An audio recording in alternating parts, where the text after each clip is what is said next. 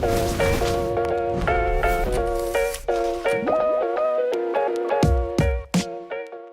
everybody, and welcome to another episode of the Ad Project Podcast. As always, I'm your host, Joe Scheller from Ad Advance, and today I am joined by Jon Reynolds from Tru Niagen. Jon, it's awesome to have you in the office together. Yeah, man. Thank you for having us, and thank you for having me here. Yeah, for sure. And it's really fun. It's always fun to get to meet with clients in person. You made the trek all the way from LA to Duluth. How's the time in Duluth been for you? It's been amazing. It's definitely different. I'm from LA, a city boy, and coming over here, it's there's a lot of craft places here that I love, and food is great, people are awesome, and then obviously the office is great here too. So yeah, it's been so sweet. So we got to meet up with Jon at Amazon Accelerate last year, and then unboxed, and then started working with you guys in Q1. And so for those not familiar with Tru Niagen, maybe give us a quick overview, and then we can jump into more specifics on kind of some things that we've done on the advertising side. Yeah, for sure. So Tru Niagen is it's a brand. It's obviously a brand, but it's a supplement brand. We sell an NAD plus booster product. We reside in the vitamin B3 category. We're a patented supplement. We're from Los Angeles, is the headquarters. That's kind of a little bit of a breakdown of a brand. I mean, without getting into too many specifics. But, yeah. No, that's awesome. And it was fun talking to you too, because you've had a lot of experience in the space. Like, it's always fun to hear people's stories on how they got involved in the space. Like, for me, starting out as a chemical engineer and then just selling on Amazon. And that's how I got introduced to e-commerce. Like, kind of walk us through just real quick, like kind of how you got in the space and progression there. For sure. It's funny because same thing. Didn't start in the Amazon or in the e-commerce world. I worked for a e-commerce brand in the beginning, but I was more in the logistics piece. This is back in 2006, 2008 when Amazon was starting to get developed. FBA was brand new, so developed the FBA process for this ink and toner company that I was with, LD Products, back in the day. And then kind of got into like the business side of it and got really interested in numbers.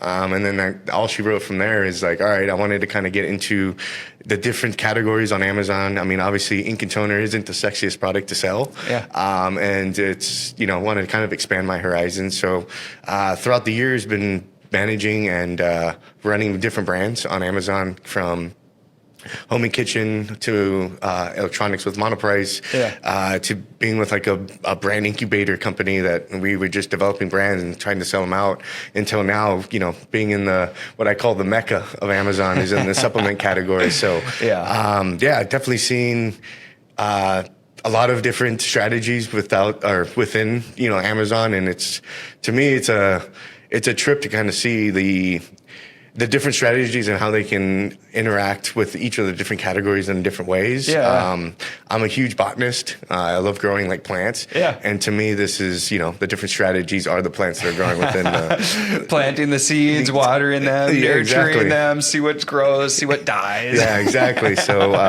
that piece of it is awesome. And just to see change, right? Every day it's something different too. So keeps me on my toes. Yep. There's definitely not a dull day in the digital advertising space, especially on Amazon. Yeah, exactly. So one thing that's been really fun working with you guys is I love how we're able to push and challenge each other and bring new ideas to the table. What's kind of fun is maybe help paint a picture a bit. Like, all right, so we started coming up in January, in Q1, which is prime time. That's kind of Q4 in the supplement space. And so walk me through, key strategies that we had implemented going into that. And then let's also talk through we'll get into key metrics that you care about, like how you're looking at allocating budgets. There's a lot we can unpack. Maybe let's start with Q1. What's key focus areas? What's kind of shifted over the last year in terms of strategy? Yeah, for sure. Being in the supplement category, new to brand is the most important. So the strategy is always focused on new to brand, right? Sure. What that is, we can get into what those metrics are and how we look at them. But strategically in Q1, obviously there's the new year, new me. kind of push, you know, where obviously what you just mentioned, it's like the Q4 of supplements is Q1. So building off of that, right? There's obviously we're on a marketplace. There's traffic coming in. Amazon's doing the job for us, and it's just capitalizing on what's coming in, right? And kind of massaging the strategy around the traffic that's going to be coming in during that time. So, you know, Q1 was, again, I mean, throughout the whole time, it's obviously new to brand, right? Yeah. And, you know, the big focus is, you know, creating the strategy that is focusing on new to brand, right? And given that we are spending money, it's very important for us to make sure that that money is spent on new to brand and it's not overlapping into, you know, customers that were already going to come by, you know, and we're just spending money to convert them, right? So, Sure. That's really kind of, I mean, without getting into the specifics of the strategy, I mean, that's really been the focus. Yeah. Is trying to expand on that. And obviously it's traffic, right? That we need to bring in new eyeballs. Yep. And at the same time being able to convert them. So Yeah, this has been a really fun one just because we can go all the way from very upper funnel strategies, all the way down to like focusing on like pushing people over that, you know, they've obviously shown interest, even add to cart, like how do we get them to finally purchase to make sure that all those efforts were worthwhile. Yeah. And then once we get that full conversion funnel, get every single step really optimized, especially focusing on the bottom. Now we can start adding a lot more on the top and expanding different ways that we're targeting and finding the right eyeballs and the right traffic to come in that's going to convert the most. Yeah, definitely. Yeah. And so that's been really fun. Another key piece that we had is you got to take over the homepage of Amazon. So kind of walk through that process a bit. That was really cool. Yeah, no, that was honestly was being in this space. I mean, that was kind of like the holy grail, right? Yeah. Being on the homepage of Amazon, taking it over. It was definitely a good experience. There was a lot of back and forth. You know, there's a lot of copy restrictions, a lot of things you can say, things you can't say. A lot of the policies are different on the homepage than they are on your normal ads. Sure. So that piece was a little bit difficult to kind of go through. I mean, we really didn't. From a content perspective, we didn't get to provide what we wanted to actually show just because of the different policies. But Sure. I mean, but that put off to the side. I mean, the event was exactly what we needed. It right.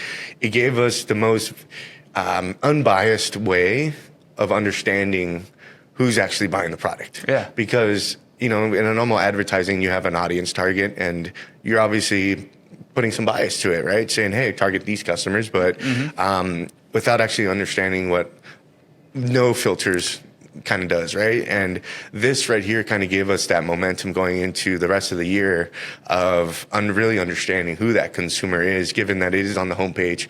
There's no audience targeting there. It's literally everybody who made it to the homepage got to see our ad. Yeah. So it's like to me, it's the most pure way to understand who the actual customer is. Sure. Given that. Yeah, because with our initial targeting right now that we do when we're separating out different audiences, we're skewing that data. Yeah, exactly. And so we're using what we think is going to work best, and then we kind of skew the data, and then we can get confirmation bias because we look at the who actually purchased, and it's like, oh, sweet, yep, that's exactly who we were targeting. Yeah, exactly. It's kind of a self-fulfilling prophecy there. Yeah. And so that's what's really fun with taking over the homepage for Amazon. Like you're saying, you have no bias. It's just anybody who's seeing the homepage. And then from there, now you can kind of open it up and see like, oh man, okay, there's a whole separate audience that we didn't even consider here. And now you can really start to build upon that outside of the event itself. Exactly. And the great thing with the takeover was Amazon kind of pushed that funnel to us, right? There was the intermediary step before they actually made it to the detail page, which is like somewhat of a store page. Sure. So from the home page, you obviously got to click in, you got a nice landing page, store page, whatever you want to call it. And then from there, obviously, if the customers get to click in into the detail page, you know, they actually make the detail page. So from a retargeting standpoint, that's where, you know, this H1 event really paid off for us. Sure. Is the amount of people actually made it down to the actual bottom of the funnel. Yeah, so it wasn't just necessarily the event itself, but it was the event and then all the work that went after to make sure that we were converting those folks who were now exposed to the brand. Exactly. But may not have been ready to buy at that time. And it was the one thing I give to Amazon is the 3 steps that they gave us, right? Because being able to separate the traffic, folks that were just what I call looky-loos that just come in there and just look at the product, see what's there. Sure. Don't really have the intent to buy. Yeah. And then the folks that actually make it to the detail page are actually, they showed intent, right? So with that structure, or that funnel is what I call it, is what made this event pretty successful for us, just because we were able to isolate the eyeballs. Given, there's 130 million, 150 million impressions coming in, there's a lot of eyeballs, right? And you only have so much money after to get around to all those consumers. And, the way that Amazon has structured it, where we can not ignore, but we can literally filter out the people that didn't make it to the detail page. Sure. Because of the the funnel that they had us create. Which I feel was the reason why these events can be very lucrative for certain brands, or not certain brands, but all brands, just because of the structure that's there. Sure. And be able to obviously capitalize on it after. So yeah. No, I love that. And so as you're looking at these different metrics, so you focused on new to brand quite a bit. So, one thing with your product and other products that are consumable is like you have a higher lifetime value, and that's where new to brand can really come into play. Like, how does that compare in your mind versus ROAS? ROAS is a metric that many people go to quite a bit. So how do you differentiate between the two, or how do you look at what to focus on? Yeah, for sure. That's a good question. To me, ROAS it's a good metric, but it's not something that I would say focus on, right? I mean, it really depends on the initiative and how you break down ROAS, right? You can break down ROAS from total advertising, total sales. But the way we look at it is the only way that as a supplement brand we can grow is obviously with we really have only one product too, so it's not like we have an upsell, cross-sell strategy. Sure. So we have to really focus on bringing in more new eyeballs, which means, the new to brand ROAS is more important, right? Sure. So looking at what the new to brand did with the spend that we're doing, or that we used during that time frame, and then obviously looking at LTV. Yep. Obviously, and then CPA, right? CPA is a really good lifetime value and cost per acquisition. Yeah, exactly. And then the other thing is obviously how that CPA goes into your CAC, right? Your calculated acquisition cost, where all of the overhead gets inputted, all of the extra additional spend that is not or cost, not spend, that are endured in the account, right? Looking at it that way. So to me, for growth in the category of supplements, to me, it's new to brand and CPA. Those are the two metrics to keep an eye on. The first early indicators to, we're on to something, right? If you're meeting those metrics, everything else should be good. Given everything else is kind of compromised between those two numbers there. Your ROAS is, obviously your return on ad spend, which is, the revenue you're getting from the spend that you're putting in. But given you add in the LTV component, now you can understand, hey, I can actually afford a $100 CPA because my LTV is $300 per se, for an example here. And, understanding that's what can fuel the top of the funnel and bringing in more eyeballs, given that, all right, I know these folks are going to be here a lot longer, more than one order, right? So I'm able to capitalize on that. So to me, it's new to brand. CPA is really the metrics for success, in my opinion. And I love if we do look at ROAS, it's new to brand ROAS. Because as John knows, and as many people listening know, we can make ROAS look really good, but the incremental reach that you actually have, it's just a calculation, and how that sale gets attributed, it can have many different business impacts overall. And so if you're just getting set on ROAS, there's ways to make ROAS look really good, but in terms of overall business impacts, really what we're trying to do with any advertising is drive people who wouldn't have purchased your product to purchase because of the advertising. And so that's the key thing that we're trying to achieve. And so it's fun looking at new to brand combined with lifetime value. And so after the purchase, now can we expand customer loyalty too? Can we use repurchase campaigns to drive people who haven't come back and repurchased to repurchase again? And so if you can combine those new to brand, so kind of the traffic of new customers coming in, plus the value of each of those customers coming in, that's the key to success. And then obviously, the retention numbers fall in line with the LTV. Obviously, your LTV is based off of your retention. But yeah, definitely. And I love how you guys take into account too when you're looking at total acquisition cost. You take into account both the Amazon fees our agency fees, and then any overhead that you have within the company too. Correct. And so combine that whole group together trying to achieve these goals. Now what's that acquisition cost? Compare that to lifetime value, and then you can get kind of that return on the advertising channel. Exactly. And so I love that approach too, because people will get hung up on either advertising costs or agency costs, or even like, are we going to do this internally or are we going to do it externally? Yeah. But as long as you like group all those costs together, now you're going to get a true business impact. Yep. And as you're reporting this up the chain, like that's probably the key thing that they're going to care about too, is where do we allocate costs? Exactly. Where do we allocate budget? What's going to be most efficient as we go? Yeah, exactly. No, it's no, I mean, I think you've explained it very well right now, but yeah, another input there. So what's some key things that you're looking forward to coming up, or, different strategies you're excited for? Like, And I think, that's really the reason why we came up to Duluth, is really kind of start being more strategical in kind of in how we approach this, right? We have our weekly meetings, but it was like, hey, let's get up to Duluth and really kind of, sit in a room all together and brainstorm. And, this Q4, what we're looking into is, we don't have, infinite resources, right? Sure. We have limited resources. We obviously want to keep growing, but at the same time be profitable at the bottom line. So, right now it's continued focus on the new to brand, but at the same time now it's how can we filter down more of these metrics, right? How can we start penetrating in areas that we really know work? Yeah. Given that there's a large population, there's a large pool of customers on Amazon, and it's really trying to understand the areas geographically, from a demo standpoint, from a age standpoint, who are the actual people that are actually buying the product, right? Sure. And really trying to filter down and really hyper target in those areas is kind of where my big focus is coming up in the next few months here. Yeah. And as well as obviously leveraging all the new tools. I mean, we spoke for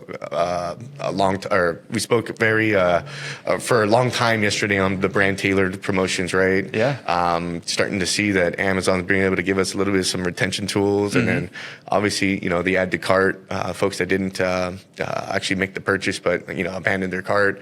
So really trying to focus on those new initiatives and how we can stimulate, traffic going into those promotions, given that, they're giving us literally the keys to the bottom line. Let's do something there. Or not the bottom line, but the bottom of the funnel. Yep. Let's obviously jump in the car and try to make sure we're driving it the right way. So, so this is obviously all new.